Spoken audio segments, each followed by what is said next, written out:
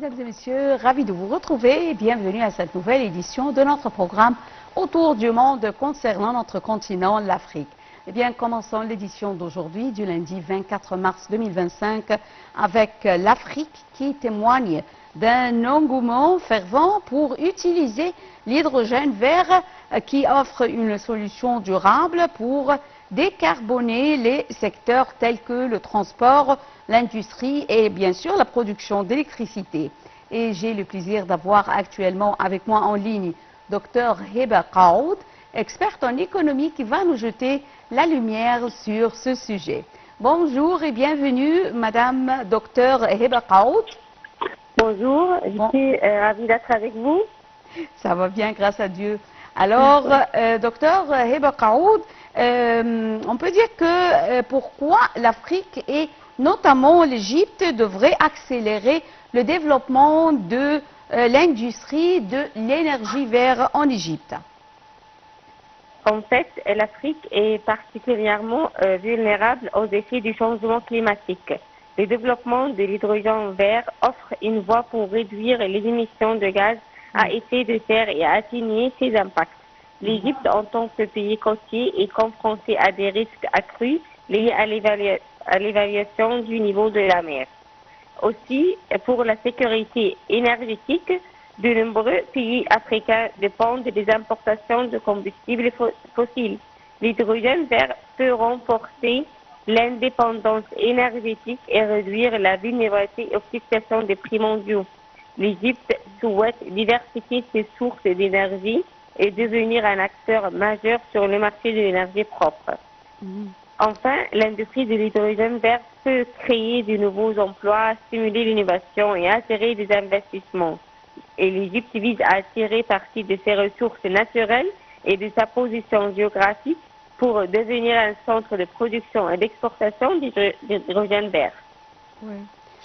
Docteur Heba Qaoud, on peut dire que l'Égypte est pionnière dans ce domaine de transformation vers l'énergie propre, l'énergie verte. Alors, quels sont les résultats qu'on espère réaliser avec cette transformation?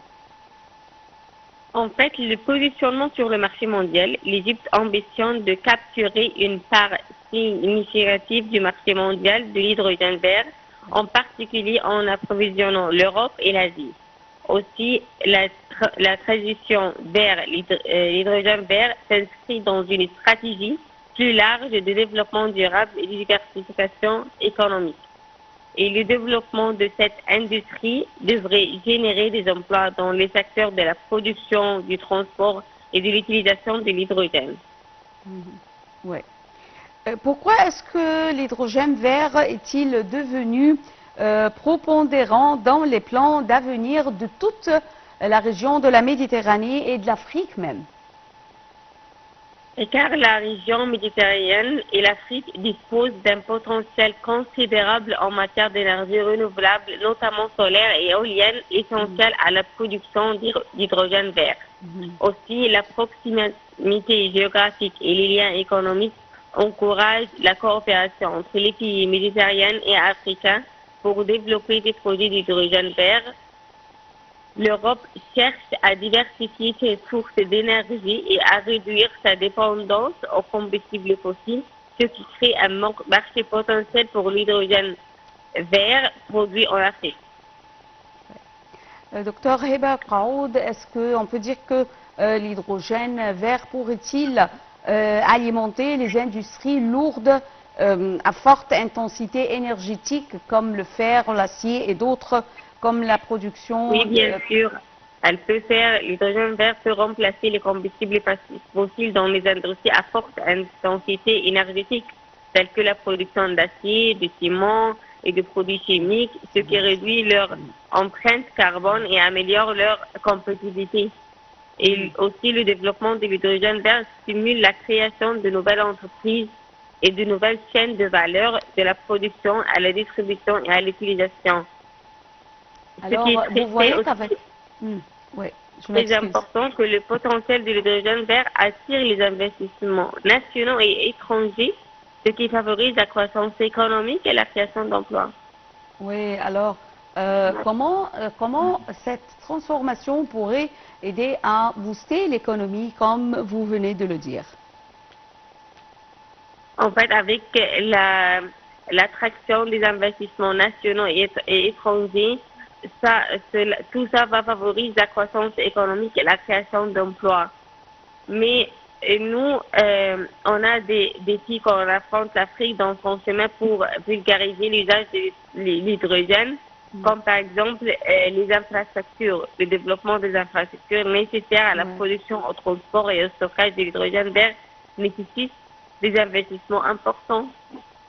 Aussi, ce qu'on trouve comme des défis, le financement, l'accès au financement est un défi majeur pour de nombreux pays africains, en particulier pour les projets d'infrastructures à grande échelle. L'acquisition et le développement de technologies avancées pour la production d'hydrogène vert nécessitent des investissements dans la recherche et développement. Oui. Et ce qui est aussi très important, c'est la mise en place de cadres réglementaires clairs et favorables et essentiels pour encourager les investissements et le développement de l'industrie de l'hydrogène vert, et le développement des compétences locales est nécessaire pour assurer la durabilité et la transition vers l'hydrogène vert. Oui. Docteur Heba Kaoud, quels sont les défis, on peut dire, qu'affronte l'Afrique dans ce chemin pour vulgariser l'usage de l'hydrogène? Quels sont ces défis et comment l'Afrique pourrait-elle, avec le temps, les anéantir? En fait, on a parlé sur des différents défis, par exemple le développement d'infrastructures. Ça, on peut faire comme un renforcement des infrastructures, l'investissement massif, mobiliser des capitaux publics et privés pour développer les infrastructures de production, de transport, de stockage et de l'hydrogène vert, encourager les partenariats publics-privés pour partager les risques et les coûts liés aux projets d'infrastructure, créer des pôles de production et de distribution d'hydrogène vert pour faciliter les échanges et réduire les coûts. Concernant les défis de l'accès au financement, on peut explorer des options telles que les obligations vertes, les fonds d'investissement à l'impact et les garanties publiques pour attirer les investissements, renforcer la collaboration avec les institutions financières internationales et les pays développés pour mobiliser des fonds, mettre en place des politiques de soutien telles que des subventions, des crédits d'impôt et des tarifs d'achat préférentiels pour encourager les investissements. Concernant les défis de développement technologique, on doit favoriser le transfert de technologies, faciliter le transfert de technologies avancées pour la production d'hydrogène vert et encourager l'innovation locale, investir dans la recherche et le développement pour améliorer l'efficacité et réduire les coûts des technologies de l'hydrogène vert, et établir des normes et des certifications pour garantir la qualité et la sécurité de l'hydrogène vert. Et ce qui est très aussi important, c'est de mettre en place des politiques et des réglementaires clairs et prévisibles pour encourager les investissements et le développement de l'industrie. Oui. Docteur Heba Kaoud, experte en économie, je tiens à vous remercier infiniment pour ces informations. Et merci à vous et bonne journée. Bonne journée, merci. Merci à vous. Alors, toujours en ce qui concerne l'hydrogène vert, en tant qu'hôte de la COP 27 en novembre 2022, l'Égypte a connu une série d'annonces pour la production à grande échelle d'hydrogène vert, principalement dans la zone verte, la zone économique du canal de Suez qui s'étend sur le canal maritime de Port Saïd au golfe de Suez. Les détails avec Dalia Karam.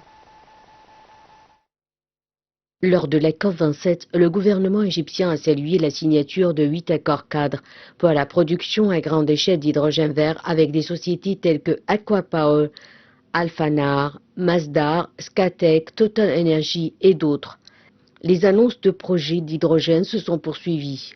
En février 2024, des agences gouvernementales de la zone économique du canal de Suez ont signé 7 protocoles d'accord avec des développeurs. Il y a maintenant près de 30 annonces de projets pour la production d'hydrogène vert et de dérivés en Égypte.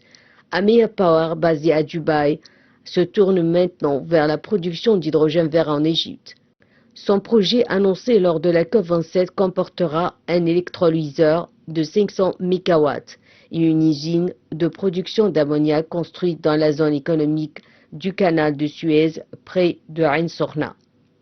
La capacité de production d'ammoniac sera de 1200 tonnes par jour avec une production annuelle prévue de 350 000 tonnes. Plusieurs autres grands développeurs ayant signé des accords cadres avec la zone économique du canal de Suez étudient des grands projets pour de l'ammoniac ou du méthanol basé sur l'hydrogène vert. Si ces projets devraient être concrétisés, ils créeraient un important cluster de production d'hydrogène centré autour de Ain Sorna.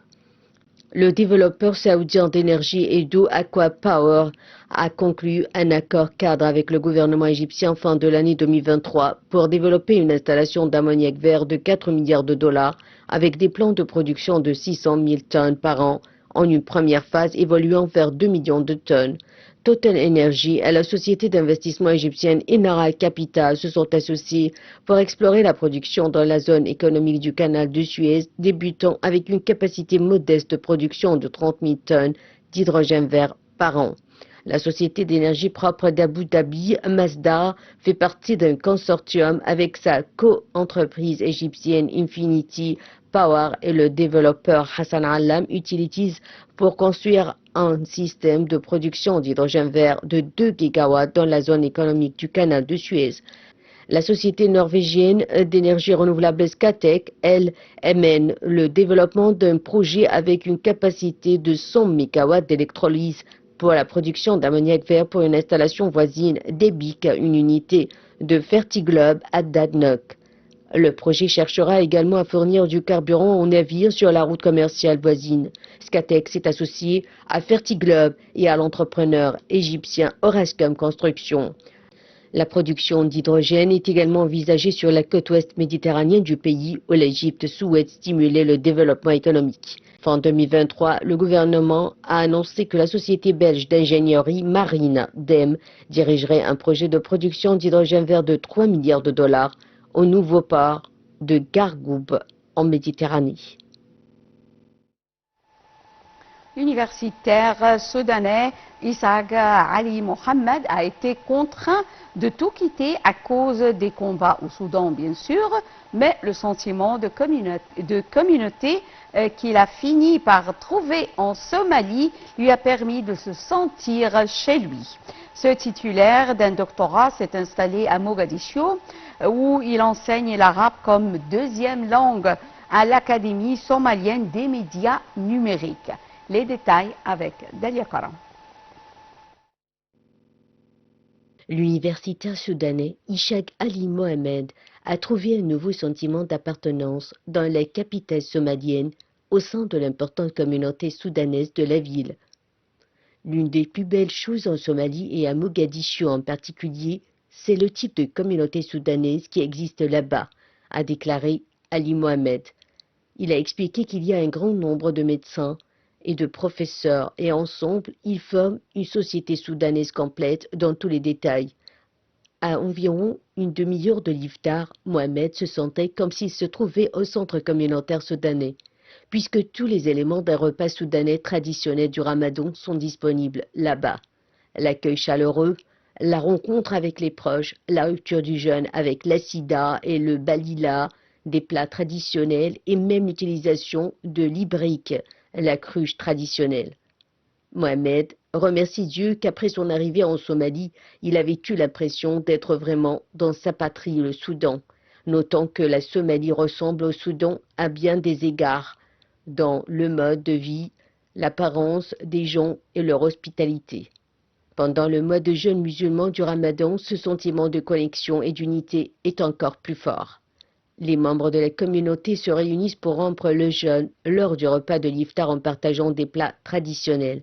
Chaque Ramadan, la communauté soudanaise de Mogadiscio organise un tournoi de football à 5 auquel participent des joueurs somaliens. Le chemin de Mohamed vers la sécurité qu'il a trouvée en Somalie a été loin d'être facile. Mohamed se souvient d'avoir été coincé dans sa maison avec sa famille pendant des mois, écoutant le bruit des bombes à l'extérieur. L'un des incidents les plus douloureux, s'est produit lorsqu'il était chez lui avec sa famille et qu'un énorme obus explosif de type Dana est tombé sur sa maison. Il raconte qu'il a détruit un mur, abattu des arbres et brisé des portes. Tout le voisinage a cru qu'ils étaient morts. Retournons avec quelque chose d'autre. Eh bien, l'essence même de la société égyptienne se dévoile pendant ces nuits bénies de Ramadan. Les établissements traditionnels bourdonnent d'activités jusqu'aux premières lueurs du jour, tandis que les familles perpétuent le rituel ancestral de l'iftar, le repas du rupture du jeûne. Il s'agit d'une bonne occasion pour jouir des repas spéciaux et appétissants. Shamsenemi nous donne plus de détails. Le mois du Ramadan, ce n'est pas juste un mois de jeûne. C'est un mois où les maisons s'animent, où les odeurs flottent dans l'air bien avant le coucher du soleil. C'est un moment où chaque famille sort ses meilleures recettes, celles transmises de génération en génération, celles qui réchauffent les cœurs et les estomacs après une journée de privation. Le premier plat servi est sans doute une assiette de fèves, un incontournable de toute table de Ramadan. On trouve les vendeurs de fèves partout en Égypte, avec leur voix caractéristique qui incite les gens à les acheter. La table du Ramadan est très riche et variée. Les gens commencent leur jeûne par des dates, boivent du lait, du qamar ad-din et mangent du khochef, qui est un mélange de fruits secs, comme des figues, des raisins secs, des abricots et des pruneaux. Certains apprécient les jus frais d'orange, de mangue et ou de melon. Au retour de la prière du Maghreb, les gens commencent à manger les aliments qui garnissent les tables de toutes sortes et en abondance, comme la molokhia, la soupe, les légumes et les macaronis à la béchamel. La table est décorée de salade verte ou de salade de yaourt et de concombres, de feuilles de vigne farcies de poulet grillé ou de grillades comme le kebab et la kofta. Les femmes rivalisent de préparation et échangent des invitations et des festins avec leurs proches. Après avoir terminé le petit déjeuner, vous devez absolument déguster quelques desserts, dont les plus célèbres sont la kunafa, les qatayif, les baklawa, les muhallabiya, Ali et balah al-Shem.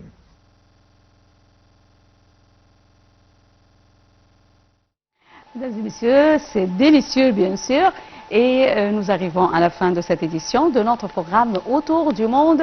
Merci pour votre fidélité à Nile TV International et bonne journée.